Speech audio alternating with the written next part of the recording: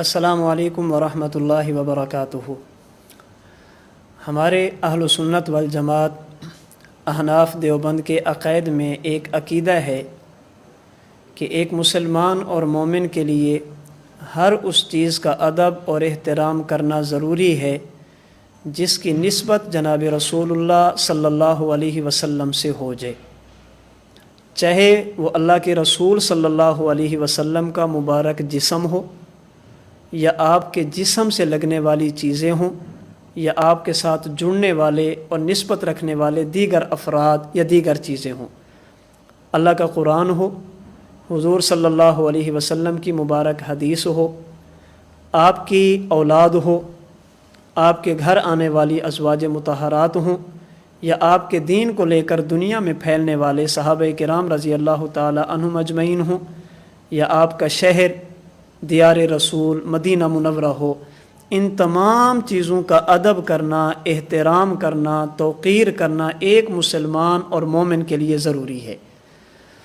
اسی عقیدے کا اظہار شاعر ختم نبوت حضرت سید امین شاہ صاحب گیلانی رحمۃ اللہ علیہ نے اپنے ایک کلام میں کیا، جس میں جناب رسول اللہ صلی اللہ علیہ وسلم کی ذات کی بھی بات ہے، آپ کے ساتھ وابستہ دیگر چیزوں کی بھی بات ہے، ان کے ادب اور احترام کی بات ہے۔ اس کے 2-3 شعر میں آپ حضرات کے سامنے پڑھنا چاہتا ہوں۔ اللہم صلی علی سیدنا و مولانا محمد وعلی آل و اصحاب سیدنا و مولانا محمد وبارک وسلم وصلی علیہ۔ شہر دنیا میں نہیں کوئی مدینے جیسا، شہر دنیا میں نہیں کوئی مدینے جیسا، شہر دنیا میں نہیں کوئی مدینے جیسا، امن میں نوح نبی جی کے سفینے جیسا، امن میں نوح نبی جی کے سفینے جیسا، اور سارے نبیوں کو انگوٹھی کا جو حلقہ سمجھیں، سارے نبیوں کو انگوٹھی کا جو حلقہ سمجھیں، اس میں ہے نام محمد کا نگینے جیسا، اس میں ہے نام محمد کا نگینے جیسا، شہر دنیا میں نہیں کوئی مدینے جیسا،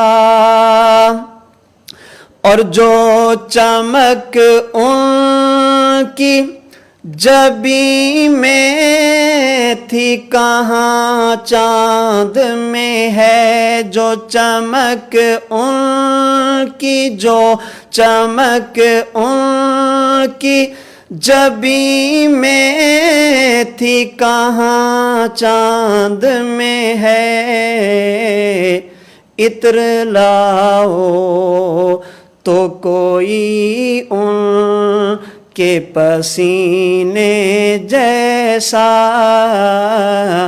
عطر لاؤ تو کوئی ان کے پسینے جیسا۔ میں اس پہ 2 روایتیں پیش کر دیتا ہوں تاکہ یہ شعر سمجھنے میں مزید آپ کو لطف اور مزہ آئے۔ ایک حدیث پاک جسے میرے اور آپ کے امام سیدنا امام اعظم ابو حنیفہ رحمۃ اللہ علیہ نے حدیث پاک پر اپنی کتاب مسند امام اعظم میں حضرت جابر بن عبداللہ رضی اللہ تعالی عنہ کے حوالے سے نقل کیا۔ آپ فرماتے ہیں کان النبی صلی اللہ علیہ وسلم یعرف بریح الطیب اذا اقبل من اللیل، ہم جب رات کو بیٹھتے اور باہر سے کوئی بندہ آتا تو تاریکی کی وجہ سے ہمیں پوچھنا پڑتا کہ آنے والا کون ہے، لیکن جب رات کے وقت جناب رسول اللہ صلی اللہ علیہ وسلم تشریف لے آتے تو ہمیں پوچھنے کی ضرورت نہیں پڑتی تھی، اس لیے کہ آپ ہمارے پاس بعد میں تشریف لے آتے اور آپ کے وجود اقدس سے نکلنے والی خوشبو ہمارے پاس پہلے پہنچا کرتی تھی۔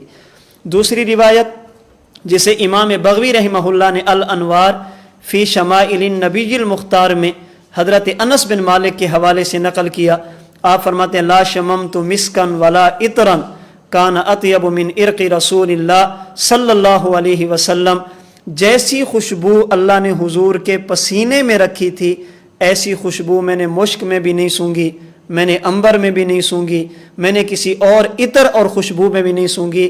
اللہ رب العزت نے جناب رسول اللہ صلی اللہ علیہ وسلم کے پسینے مبارک میں ایسی خوشبو رکھی تھی۔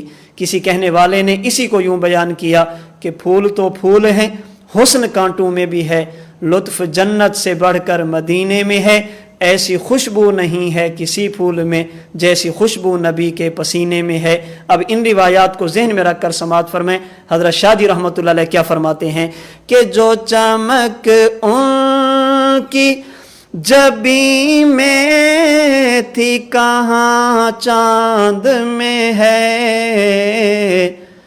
عطر لاؤ خوشبو لاؤ تو کوئی ان کے پسینے جیسا شہر دنیا میں نہیں کوئی مدینے جیسا، اور چار یاروں سے نہیں بڑھ کے کوئی ان کا رفیق، چار یاروں سے نہیں بڑھ کے کوئی ان کا رفیق،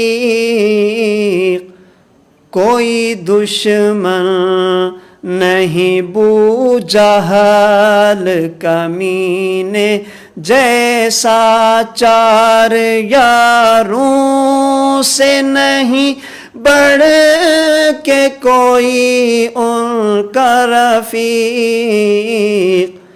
کوئی دشمن نہیں مرزائی کمینے جیسا، شہر دنیا میں نہیں کوئی مدینے جیسا، اور اس لیے بھیجتا رہتا ہوں میں آقا پہ درود، اس لیے بھیجتا رہتا ہوں میں آقا پہ درود، لطف ملتا ہے مجھے شہد کے پینے جیسا، لطف ملتا ہے مجھے شہد کے پینے جیسا، شہر دنیا میں نہیں کوئی مدینے جیسا، شہر دنیا میں نہیں کوئی مدینے جیسا، امن میں نوح نبی جی کے سفینے جیسا۔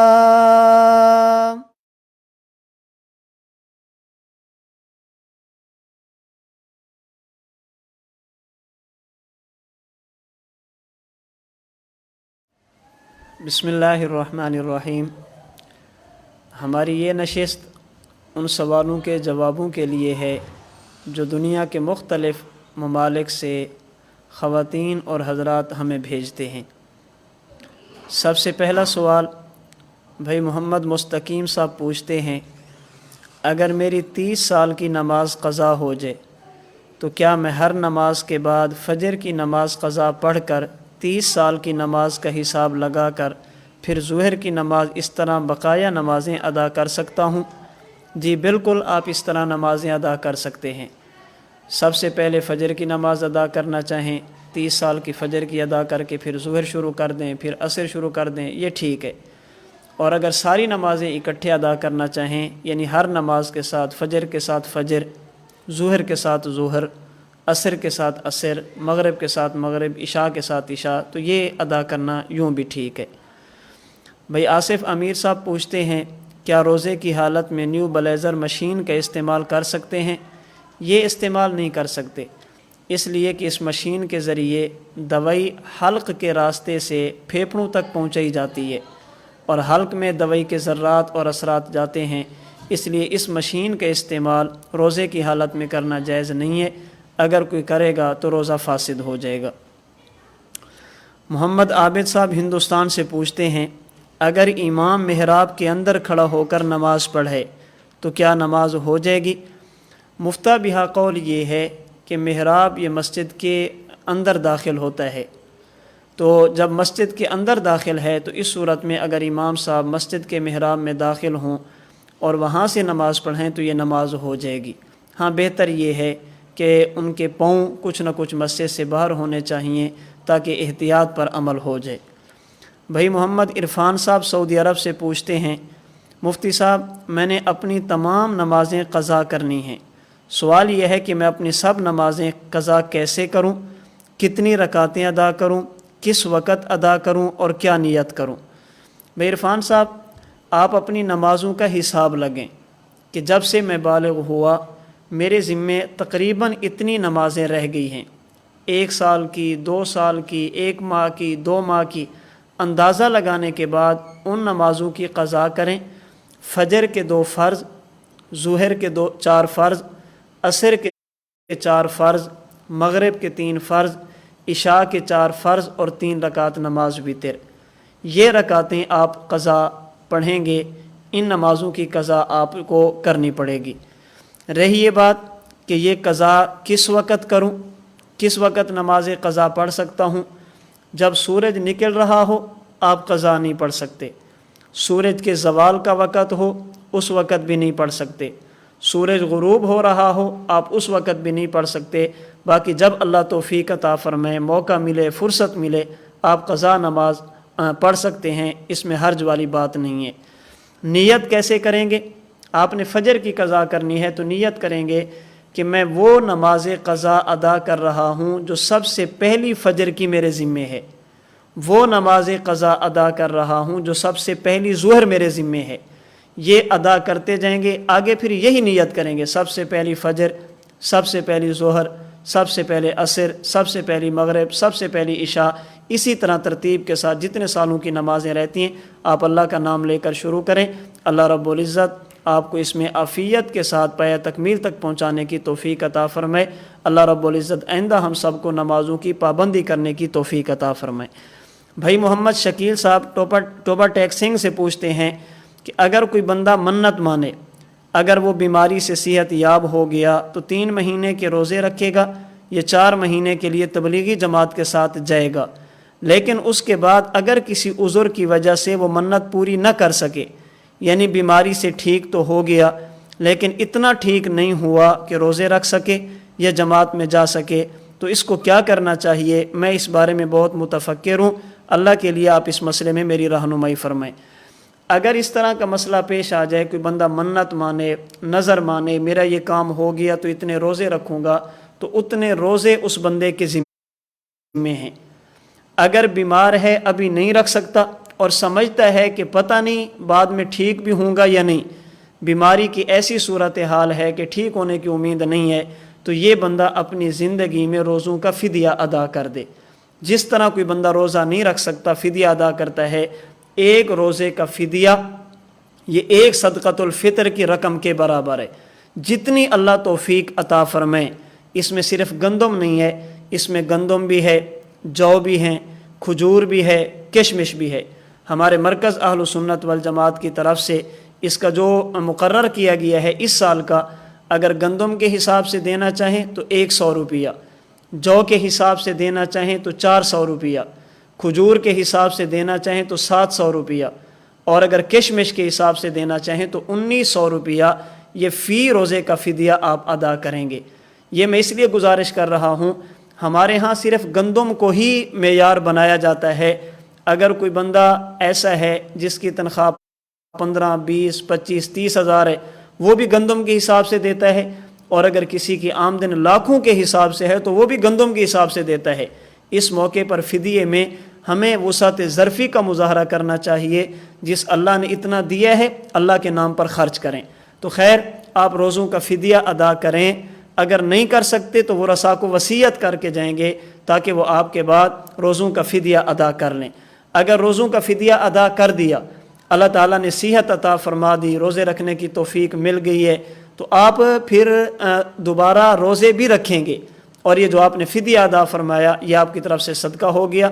اگر جماعت میں جا سکتے ہیں تو تشریف لے جائیں، اگر نہیں جا سکتے تو یہ جانا ضروری نہیں ہے، یہ فرض نہیں ہے نظر کے اندر، یہ اس کو آپ نہیں کر سکتے۔ اس کے اندر اگر جماعت میں جا سکتے ہیں تو بہت اچھا، نہیں جا سکتے تو توبہ استغفار کریں، باقی اس کا کوئی کفارہ یا اس کا فدیہ کچھ بھی نہیں ہوگا۔ حذیفہ ریحان صاحب سعودی عرب سے پوچھتے ہیں، کیا تہجد کی نماز جماعت کے ساتھ پڑھ سکتے ہیں، اور کیا ایک سلام سے 4 سے زائد رکعتیں پڑھ سکتے ہیں؟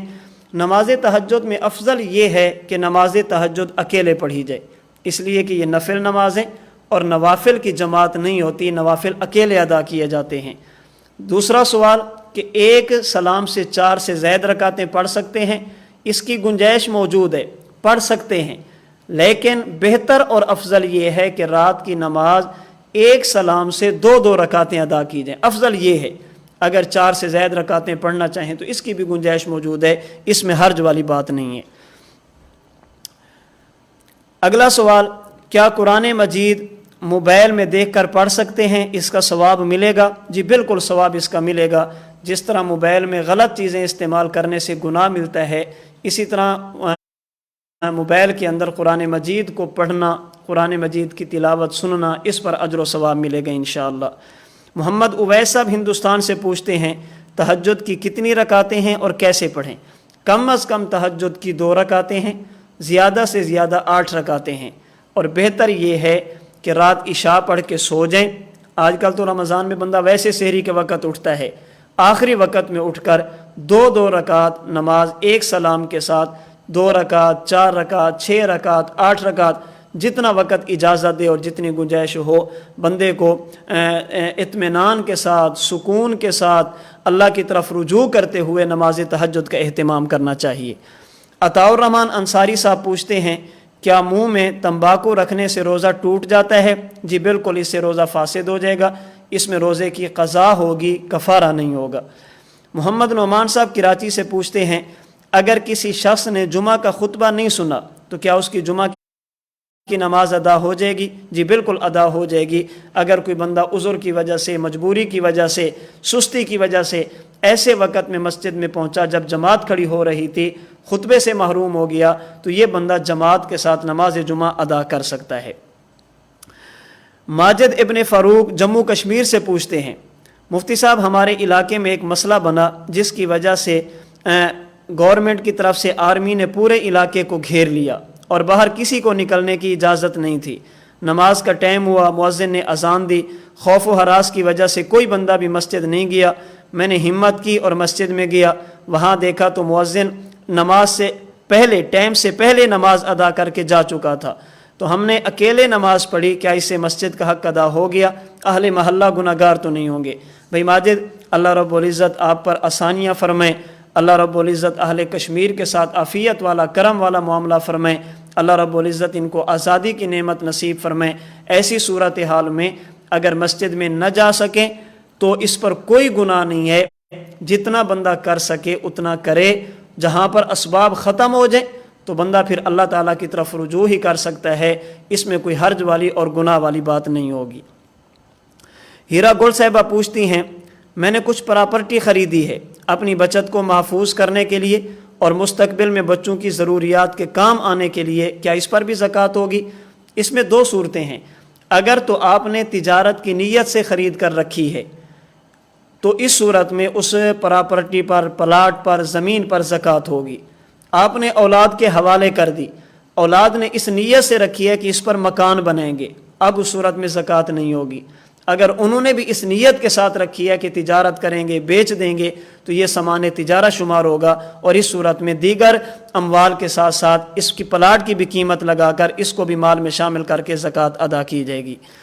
نہید میر پور خاص سندھ سے پوچھتے ہیں، اگر کسی عورت کو روزے کی حالت میں ماہواری کا خون شروع ہو جائے تو روزہ ٹوٹ جائے گا، اس کی قضا بھی کرنی پڑے گی؟ حیضہ بقیہ دن روزے داروں کی طرح گزارے گی یا کھا پی سکتی ہے؟ یہ روزہ ٹوٹ جائے گا، اس کی بعد میں قضا کرے گی، اور جتنے دن کے گھنٹے باقی ہوں یہ تشبع بالصائمین کی وجہ سے باقی دن نہ کھائے نہ پیے، رک کر رہے۔ ہاں اگر شدید مجبوری ہو تو الگ کمرے میں بیٹھ کر کھا لے۔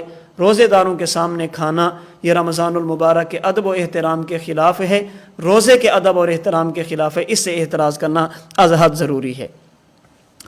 تنویر احمد مقبوضہ کشمیر سے پوچھتے ہیں، کیا قضائے عمری کی ہر نماز میں تکبیر تحریمہ پڑھنا ضروری ہے؟ یہ ایک ہی بار پڑھنا ایک ہی وقت کی کئی نمازوں کے لیے کافی ہوگا۔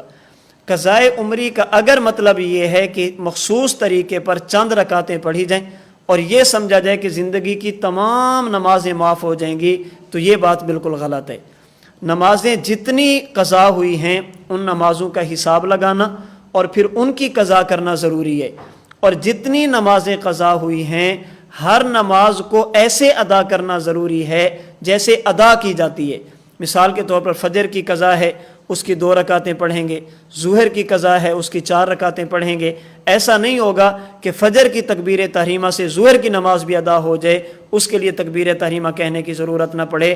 ہر نماز کی قضا کے لیے الگ الگ تکبیر تحریمہ کہنا یہ ضروری ہوگا۔ افتخار احمد صاحب پوچھتے ہیں، کیا ٹوتھ پیسٹ کرنے سے روزہ ٹوٹ جاتا ہے؟ جی، اس سے روزہ فاسد ہو جاتا ہے، مکروہ ہو جاتا ہے، یہ نہیں کرنا چاہیے۔ مسواک کا اہتمام کرنا چاہیے۔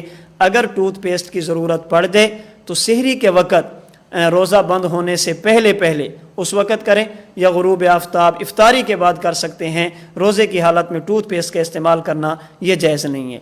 عرفان اللہ صاحب پوچھتے ہیں، محترم کیا موبائل فون میں بغیر وضو کے تلاوت کر سکتے ہیں؟ دیکھیں، ایک ہے موبائل فون کو سامنے کھولنا اور صرف دیکھ کر پڑھتے جانا، اس کی تو گنجائش موجود ہے، بغیر وضو کے کر سکتے ہیں۔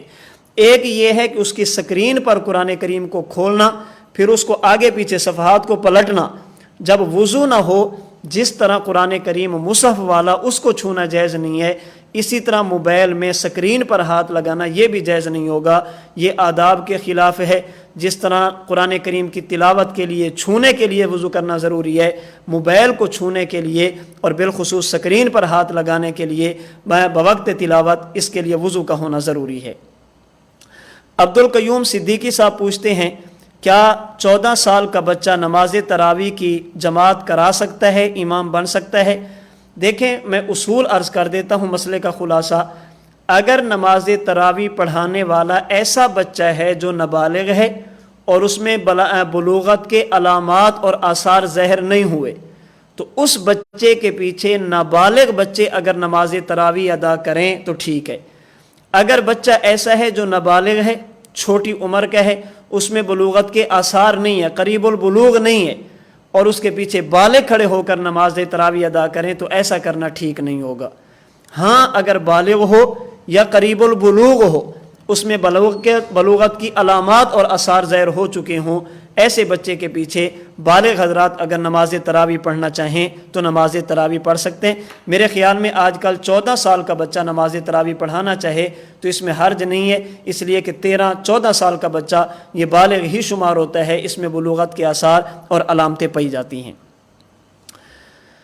عبدالباسط قاسمی صاحب ہندوستان سے پوچھتے ہیں، اگر کوئی آدمی بے ہوش ہو جائے اور بے ہوشی کی حالت میں خود سگریٹ پی لے یا کوئی دوسرا شخص اس کو سگریٹ پلا دے تو کیا روزہ ٹوٹ جائے گا؟ جی، اس سے روزہ ٹوٹ جائے گا۔ खुद सिगरेट पी ले या कोई और बंदा उसे सिगरेट पिला दे तो बेहोश आदमी का रोज़ा फासिद हो जाएगा। हाँ, इतनी बात ज़रूर है कि इस सूरत में कफ़ारा नहीं होगा, सिर्फ क़ज़ा होगी। जिस तरह एक बंदा बेहोश हो जाए, साथ वाले बंदे उसको पानी पिला दें, शरबत पिला दें, इससे रोज़ा फासिद हो जाता है। अगर सिगरेट वगैरह पिलाएंगे तो इससे भी उस रोज़ेदार का रोज़ा फासिद हो जाएगा। उसामा अमीन साहब हिंदुस्तान से पूछते हैं, क्या तंबाकू नोशी से रोज़ा टूट जाएगा? जी बिल्कुल, तंबाकू नोशी से रोज़ा टूट जाएगा। ये रोज़े के लिए मुफसिद है, इससे एहतराज़ करना रोज़ेदार के लिए ज़रूरी है। मोहम्मद नईम साहब क्वेटा से पूछते हैं, क्या घर में बाजमात नमाज के लिए अलग अजान देना ज़रूरी है? मुस्तहब है। घर में जब नमाज पढ़ें बेहतर यही है कि अजान दे दें, वगरना मस्जिद की अजान ये घर के लिए काफ़ी हो जाती है। अगर अजान नहीं देंगे तो नमाज अदा करना ये बिल्कुल ठीक होगा। भाई हसनैन अरई चीचा वतनी से पूछते हैं, शुगर के मरीज़ नाफ में इंजेक्शन लगाते हैं लेकिन सहरी के वक़्त भूल गए, अब तबीयत के बिगड़ने का ख़दशा हो तो क्या रोज़े की हालत में उस शुगर का इंजेक्शन नाफ में लगाया जा सकता है? जी बिल्कुल लगाया जा सकता है, इससे रोज़ा फासिद नहीं होगा। ज़ुबैर अब्दुल करीम साहब पूछते हैं, एक बंदे ने तकरीबन जानबूझकर 7-8 साल पहले रोज़ा तोड़ दिया था लेकिन उसको रोज़े के कफ़ारे का इल्म नहीं था, क्या अब उस पर रोज़े का वही कफ़ारा होगा जो पहले था? जी बिल्कुल, शरीयत वही है जो 7 साल पहले थी। अगर उस वक़्त उसने कफ़ारा अदा नहीं किया तो अब रोज़े का कफ़ारा अदा करना ऐसे बंदे के ज़िम्मे है। अपनी ज़िंदगी में रोज़े का कफ़ारा अदा करे ताकि इस गुनाह से तौबा के साथ साथ इसकी अदायगी की और क़ज़ा की सूरत भी पैदा हो सके। मोहम्मद वाजिद साहब पूछते हैं, क्या बग़ैर सहरी खाए रोज़ा हो जाता है? अगर तो उज़्र है, आँख नहीं खुली, ठीक है, रोज़ा हो जाएगा। अगर जानबूझकर सहरी नहीं खाता, ये सख्त किस्म का जुर्म है, गफलत है, सुन्नत से इज्तनाब करने वाली, एराज़ करने वाली बात है। जनाब रसूलुल्लाह सल्लल्लाहु अलैहि वसल्लम ने सहरी खाने की तरगीब दी है, इसकी बहुत बड़ी फजीलत है, सहरी खाने का एहतमाम करना चाहिए। अगर किसी बंदे ने बग़ैर सहरी खाए रोज़ा रख लिया तो उसका रोज़ा बहरहाल हो जाएगा, इससे रोज़े पर कोई फ़र्क नहीं पड़ता। सलमान अहमद पूछते हैं कि नमाज तरावी में नियत कैसे करेंगे, सुन्नत की या नफल की? क्या इसका सुन्नत या नफल होना अहादीस पाक से साबित है? भाई सलमान, बिल्कुल अहादीस पाक में नमाज तरावी का सुन्नत होना साबित है। मुस्नद अहमद में हदीस नंबर 1688, मुस्नद अबी याला में हदीस नंबर 865 मौजूद है। जनाब रसूलुल्लाह सल्लल्लाहु अलैहि वसल्लम ने इरशाद फरमाया, इन्ना रमज़ान शहरुन इफ़्तरज़ल्लाहु अज़्ज़ा व जल्ला सियामहु। रमज़ान एक ऐसा महीना है जिसका रोज़ा अल्लाह रब्बुल इज़्ज़त ने फ़र्ज़ फरमाया है। व इन्नी सनन्तु लिल मुस्लिमीन क़ियामहु, और मैं मुहम्मद सल्लल्लाहु अलैहि वसल्लम इसके रात के क़ियाम को मुसलमानों के लिए सुन्नत करार देता हूँ। तो जनाब रसूलुल्लाह सल्लल्लाहु अलैहि वसल्लम ने नमाज तरावी के लिए, क़ियाम शहर रमज़ान के लिए, रात की इबादत के लिए सुन्नत का लफ्ज़ इस्तेमाल फरमाया। इसलिए नमाज तरावी जब अदा करेंगे तो 2 रकात नमाज तरावी सुन्नत की नीयत करेंगे, इसलिए कि इसका सुन्नत होना हदीस पाक से साबित है। अगला सवाल, अगर रोज़ेदार के मुंह से खून निकले और खून इतना हो कि जो थूक पर गालिब हो तो क्या इसे रोज़ा टूट जाएगा? देखें, 2 सूरतें हैं। अगर तो उसको निगल लिया, उस खून को हल्क में लेकर चला गया तो रोज़ा फासिद हो जाएगा, इसकी क़ज़ा लाजिम होगी। और खून निकला लेकिन उसने बाहर थूक दिया, मुंह भर के खून था, थूक से ज़्यादा था, इस सूरत में उसका रोज़ा फासिद नहीं होगा। महज खून निकलने से रोज़ा नहीं टूटता, अगरचे वो थूक पर गालिब ही क्यों ना हो। अगला सवाल, अगर किसी शख्स के बहन भाई गरीब हों, बहुत ज़्यादा गरीब हों, तो क्या उन्हें ज़कात दे सकते हैं? जी बिल्कुल, अगर वो मुस्तहिक हों, साहिब निसाब ना हो तो बहन को ज़कात देना भी जायज़ है और भाई को ज़कात देना भी जायज़ है। मौलाना मुस्तफ़ा कासमी साहब पूछते हैं, मौलाना साहब क्या एक बंदा 2 जगह नमाज जुमा पढ़ा सकता है? जी बिल्कुल पढ़ा सकता है, लेकिन पढ़ाने की सूरत ये होगी, एक जगह पर बयान, खुतबा और नमाज, दूसरी जगह पर अगर पढ़ाना चाहे तो सिर्फ बयान कर सकता है, नमाज नहीं करा सकता, नमाज जमात के साथ नहीं पढ़ा सकता। एक आदमी जुमा की नमाज एक पढ़ा सकता है, बयान 2 जगह पे, 3 जगह पे, 4 जगह पे भी करना चाहे तो इसमें हर्ज वाली बात नहीं है। अगला सवाल, मुकीम खान साहब पूछते हैं, मौलाना साहब جب چاروں امام حق پہ ہیں تو ایک کے ساتھ دوسرے کی تقلید کیوں جائز نہیں؟ نیز جب چاروں امام حق پہ ہیں تو ان میں اختلاف کیوں ہے؟ بھائی مقیم صاحب، جہاں تک تعلق ہے پہلے سوال کا کہ جب چاروں امام حق پہ ہیں تو پھر ایک مسئلے میں ایک کی، دوسرے مسئلے میں دوسرے کی، یا ایک کے ساتھ دوسرے کی تقلید کیوں جائز نہیں ہے؟ دیکھیں، پہلے یہ بات سمجھیں کہ جب ہم یہ کہتے ہیں کہ چاروں امام حق پر ہیں، اس کا مطلب ہی کیا ہے؟ حضرت شیخ دامت برکاتہم العالیہ اس کے لیے بڑی پیاری تعبیر ارشاد فرماتے ہیں۔ آپ فرماتے ہیں چاروں ائمہ کے حق پر ہونے کا معنی یہ ہے کہ عند الناس چاروں حق پر ہیں اور عند اللہ حق ایک ہے۔ لوگوں کے ہاں چاروں حق پر ہیں، لوگ اگر ان میں سے کسی ایک کی تقلید کریں گے تو ہم ان کو غلط نہیں کہیں گے۔ ایک مقلد کسی دوسرے مقلد کی نماز کو غلط نہیں کہے گا، ایک امام کا ماننے والا دوسرے امام کے ماننے والے کو گمراہ، بے نمازی، جہنمی نہیں کہے گا، اس لیے کہ عند الناس یہ سب برحق ہیں، اس لیے کہ مسئلہ اجتہادی ہے۔ جہاں تک تعلق ہے عند اللہ کی، عند اللہ حق ایک ہوگا۔ اس کی میں ایک آسان مثال عرض کرتا ہوں۔ چار بندے جا رہے ہیں، کسی ایسی جگہ پہ پہنچے جہاں پر ان کو قبلے کا علم نہیں ہے، اور کوئی بندہ قبلے کے بارے میں بتانے والا بھی موجود نہیں ہے کہ قبلہ اس طرف ہے، اس طرف ہے، اس طرف ہے یا اس طرف ہے۔ ان کے لیے شریعت کا حکم یہ ہے کہ تحری کریں، سوچ و بچار کریں، غور و فکر کریں، سوچیں کہ قبلہ کدھر ہو سکتا ہے۔ اب جب چاروں نے تحری کی ہے، سوچ و بچار کیا، غور و فکر کیا، ایک بندے کی تحری کہتی کہ قبلہ ادھر ہے، دوسرے کی تحری کہتی ہے قبلہ ادھر ہے، تیسرے کی تحری کہتی ہے نہیں قبلہ ادھر ہے، اور چوتھے کی تحری کہتی ہے قبلہ ادھر ہے۔ اب شریعت کہتی ہے کہ ہر بندہ اپنی تحری پر عمل کرے گا۔ جس کا ذہن کہتا ہے قبلہ ادھر ہے وہ ادھر منہ کر کے نماز نہیں پڑھ سکتا، جس کا دل کہتا ہے قبلہ ادھر ہے وہ ادھر منہ کر کے نماز نہیں پڑھ سکتا۔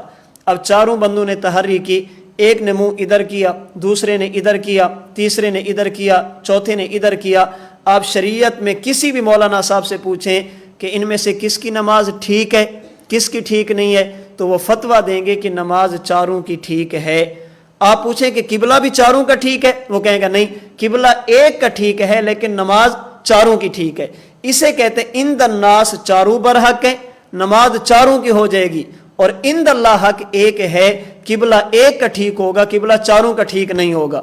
اب دیکھیں، ایک ہی مسئلہ ہے، اس میں چار بندوں کی رائے ہو رہی ہے، اس میں کوئی عیب والی بات نہیں ہے۔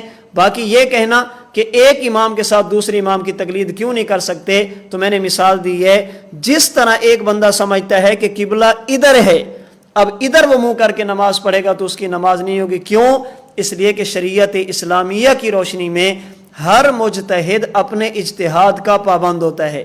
جس کا اجتہاد اس طرف کا ہے وہ اس طرف منہ نہیں کرے گا، جس کا اجتہاد اس طرف کا ہے وہ ادھر منہ نہیں کرے گا۔ اس لیے ہم کہتے ہیں کہ شریعت کے معاملات میں ایک ہی مجتہد کو آپ سلیکٹ کریں، ایک ہی مجتہد کو منتخب فرمائیں، پھر زندگی کے تمام معاملات میں انہی کی تقلید کریں۔ اگر ہم کھلی اجازت دے دیں تو شریعت مذاق بن جائے گا، کھلواڑ بن جائے گا، اس لیے اس کی اجازت نہیں دی جا سکتی۔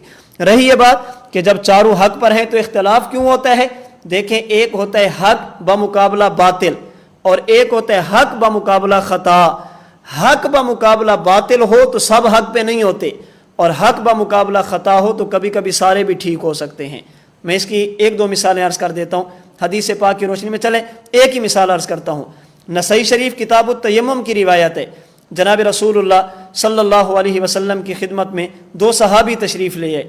یا رسول اللہ، ہم سفر پہ تھے، ہمارے پاس پانی موجود نہیں تھا، ہم نے تیمم کیا، نماز ادا کی، ابھی نماز کا وقت باقی تھا کہ پانی مل گیا۔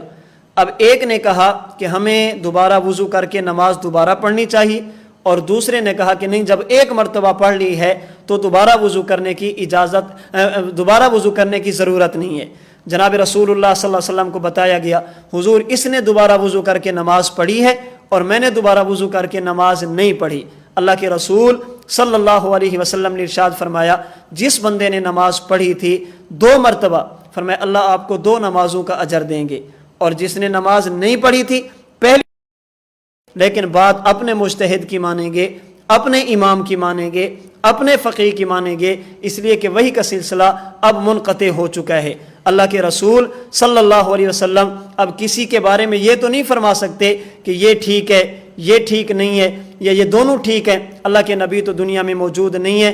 ہاں البتہ بخاری شریف کی روایت کے مطابق جناب رسول اللہ صلی اللہ علیہ وسلم نے اس کی وضاحت فرما دی کہ اگر مجتہد کا اجتہاد ٹھیک ہوا، اللہ رب العزت اس کو ڈبل اجر عطا فرمائیں گے، دگنا اجر عطا فرمائیں گے، اور اگر مجتہد سے خطا ہو گئی تو اللہ رب العزت اس کو بہرحال ایک اجر ضرور عطا فرمائیں گے۔ عبد الحمید صاحب ہندوستان سے پوچھتے ہیں کیا روزے دار زکام کی وجہ سے کھولتے ہوئے پانی میں ویکس ڈال کر بھاپ لے سکتا ہے؟ نہیں لے سکتا جی، اس سے روزہ فاسد ہو جائے گا، اس سے اپنے آپ کو بچانا چاہیے۔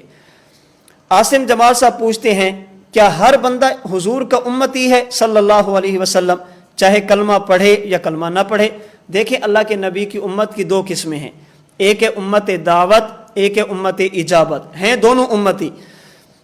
اگر حضور کا کلمہ پڑھ کے آپ کو نبی اور آخری نبی مان لے تو یہ امت اجابت ہے، یہ دنیا میں بھی بشارتوں کا مستحق ہے، قیامت کے دن جنت کا مستحق ہوگا۔ اگر کلمہ نہیں پڑھتا، حضور علیہ الصلوۃ والسلام کو نبی نہیں مانتا، یا نبی تو مانتا ہے مگر خاتم النبیین نہیں مانتا، آخری نبی نہیں مانتا، یہ امت دعوت میں ہوگا، یہ کافر اور گمراہ اور مرتد ہوگا، یہ مسلمان نہیں ہوگا۔ ہاں امت دعوت میں شامل ہے۔ اب اس کے لیے دنیا میں بشارتیں اہل ایمان والی وہ بھی نہیں ہوں گی، اور قیامت کے دن جناب رسول اللہ صلی اللہ علیہ وسلم کی شفاعت جو جنت کے داخلے کے لیے ہوگی، اللہ کے رسول صلی اللہ علیہ وسلم کے جھنڈے کے نیچے جمع ہونا، جھنڈے کا سایہ، آپ کے مبارک ہاتھوں سے جام کوثر، یہ اس بندے کو نصیب نہیں ہوگا، یہ صرف اور صرف امت اجابت اہل اسلام کو نصیب ہوگا۔ عبد المانع صاحب پوچھتے ہیں کہ مولانا صاحب آج کل ایک سوال اٹھایا جا رہا ہے کہ افطاری کے وقت پڑھی جانے والی دعا اللہم لک صمت وعلی رزقک کا افطرت، یہ افطاری کے بعد پڑھنی چاہیے، کیوں؟ اس لیے کہ اس میں افطرت ماضی کا صیغہ ہے، یہ تبھی ہوگا جب افطاری کے بعد پڑھا جائے۔ ایسی بات بالکل نہیں ہے۔ حضرت شیخ دامت برکاتہم العالیہ کا اس پر کلپ موجود ہے، آپ اس کو سن لیں۔ اس کا خلاصہ یہ ہے کہ یہ دعا افطاری کے وقت پڑھنا جائز ہے، افطاری کے وقت پڑھی جا سکتی ہے، اس میں حرج والی بات نہیں۔ ابو داؤد شریف میں یہ حدیث پاک موجود ہے۔ رہا یہ سوال کہ اس میں تو افطرت ماضی کا صیغہ ہے، میں نے افطار کیا، افطار کریں گے تو پڑھیں گے، افطاری سے پہلے کیسے پڑھیں گے؟ اس پر حضرت استاد دامت برکاتہم العالیہ فرماتے ہیں قرآن کریم، حدیث پاک اور ہمارے عرف میں جس کام کا ہونا یقینی ہو یا جو کام بالکل قریب ہو، قریب الوقوع ہو، اس کو ماضی کے صیغے سے تعبیر کرنا ٹھیک ہے۔ جس کام کا ہونا یقینی ہو یا بالکل ہونے کے قریب ہو، کبھی کبھی اسے یوں بول دیتے ہیں جیسے کام ہو چکا ہو۔ قرآن کریم کے 13ویں پارہ میں اللہ رب العزت نے قیامت کے دن شیطان کی طرف سے اپنے متبعین کے لیے اعلان برات کا تذکرہ فرمایا۔ قیامت کے دن جب متبعین شیطان کے جہنم میں جانے لگیں گے، وہ شیطان کو کہیں گے یہ سب کچھ ہم تیری وجہ سے کرتے تھے، تو ہمیں دلاتا تھا، آج تو بھی کام نہیں آتا۔ اللہ تعالیٰ نے جب اس کو ذکر کیا فرمایا وقال الشیطان، شیطان نے کہا لما قضی الامر، جب فیصلہ ہو گیا، ان اللہ وعدکم وعد الحق ووعدتکم فاخلفتکم، اللہ نے تم سے سچا وعدہ کیا تھا، میں نے تم سے جھوٹا وعدہ کیا تھا، میں نے تم پر کوئی زبردستی تو نہیں کی تھی، میں نے تو تمہیں دعوت دی تھی جسے تم نے قبول کر لیا۔ اب یہ گفتگو قیامت کے دن شیطان کرے گا، ابھی تک اس نے کی نہیں ہے۔ اللہ نے جب قرآن میں اس کا تذکرہ کیا تو ماضی کے صیغے استعمال فرمائے، قال الشیطان، شیطان نے کہا، حالانکہ کہا نہیں، کہے گا جب فیصلہ ہو گیا، حالانکہ فیصلہ ہوا نہیں، فیصلہ ہوگا، لیکن چونکہ یہ گفتگو ہونی یقینی ہے، ایسی بات ہوگی، شیطان اعلان برات کرے گا، تو جس چیز کا وقوع یقینی ہو اللہ کبھی کبھی اسے یوں ذکر کر دیتے ہیں جیسے ہو چکی ہو۔ قرآن کریم کے 28ویں پارہ سورۃ المجادلہ میں ہے ان الذین یحادون اللہ ورسولہ کبتوا کما کبت الذین من قبلہم۔ ایک تفسیر کے مطابق یہ آیتیں ان مشرکین کو ڈرانے کے لیے اتاری گئی جو اللہ کے نبی کے مخالف تھے، کہ جو لوگ اللہ اور اللہ کے رسول کی مخالفت کرتے ہیں، اعلان جنگ کرتے ہیں، کبتوا، انہیں ذلیل کیا گیا، کما کبت الذین من قبلہم، جیسے ان سے پہلے لوگوں کو ذلیل کیا گیا۔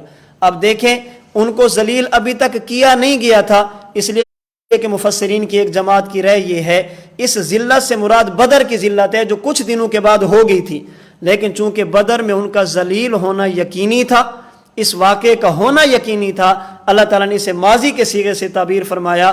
تو یہ میں نے 2 مثالیں قرآن کریم سے دی ہیں، جس چیز کا ہونا یقینی ہو کبھی کبھی اسے یوں تعبیر کر دیتے ہیں جیسے ہو چکی ہو۔ ہم 5 وقت کی نماز پڑھتے ہیں، نماز سے پہلے اقامت کہی جاتی ہے، اس میں ایک جملہ ہے قد قامت الصلاۃ، نماز قائم ہو گئی، حالانکہ نماز تو ابھی ہو رہی ہے، ابھی شروع بھی نہیں ہوئی، قائم ہو گئی، لیکن چونکہ بالکل قریب ہے اللہ اکبر کہا جانا ہے، اس لیے اس کو قد قامت الصلاۃ ماضی کے صیغے سے تعبیر کیا جاتا ہے۔ تو اللہم لک صمت وعلی رزقک افطرت یا دیگر جملے جو احادیث پاک میں موجود ہیں، افطاری کے وقت ان کو پڑھنے میں کسی قسم کا کوئی مسئلہ نہیں ہے، یہ بالکل پڑھے جا سکتے ہیں، اس میں حرج والی بات نہیں ہے۔ عامر کمال مجددی صاحب پوچھتے ہیں رات اٹھ کر تہجد پڑھ سکتے ہیں؟ جی بالکل پڑھ سکتے ہیں، رات جب آنکھ کھل جائے، بہتر یہ کہ آخری وقت میں پڑھے جائیں، لیکن اگر پہلے بھی پڑھنا چاہیں تو اس میں حرج والی بات نہیں ہے۔ بھائی نسیم الدین ہندوستان سے پوچھتے ہیں ہمارے پاس ایک اہل حدیث ہے جو بار بار یہ کہتا ہے کہ روزہ یہ طلوع آفتاب سے شروع ہوتا ہے نہ کہ طلوع صبح صادق سے، اور وہ خود طلوع آفتاب سے پہلے تک سحری کھاتا رہتا ہے۔ انا للہ و انا الیہ راجعون۔ اللہ پاک ایسے بندے کو ہدایت عطا فرمائے، اس بندے کے ساتھ بحث کرنے کی ضرورت نہیں ہے۔ جو بندہ اتنا غبی ہو کلوا واشربوا حتی یتبین لکم الخیط الابیض من الخیط الاسود من الفجر کو نہ سمجھے، اس بندے کے سامنے بات نہیں کرنی چاہیے۔ روزے کا وقت کب شروع ہوتا ہے؟ یہ جب سحری کا وقت ختم ہو، طلوع صبح صادق، جسے قرآن کریم نے خیط اسود سے تعبیر فرمایا، خیط ابیض سے تعبیر فرمایا، اس وقت تک سحری کھائی جا سکتی ہے، اس کے بعد سحری کھانا بالکل جائز نہیں ہے۔ پھر بالخصوص وہ بندہ جو خود کو اہل حدیث کہے، اس کو تو اس سے اور زیادہ اجتناب کرنا چاہیے، اس لیے کہ ان کا تو مسئلہ ہی یہ ہے کہ ہر چیز قرآن میں اللہ کے نبی کی حدیث میں ہوتی ہے۔ اللہ تعالی ہم سب کو اہل سنت والجماعت کے مسلک پر، اپنے بزرگوں کے بتائے ہوئے طریقوں پر، ان کی بتائی ہوئی تعلیمات جو شریعت کی روشنی میں ہیں ان پر کار بند رہنے کی توفیق عطا فرمائے۔ نئی آراء سے، شذوذ سے، فرقہ بازی سے، تفرد سے اللہ ہم سب کی حفاظت فرمائے۔ وآخر دعوانا ان الحمد للہ رب العالمین۔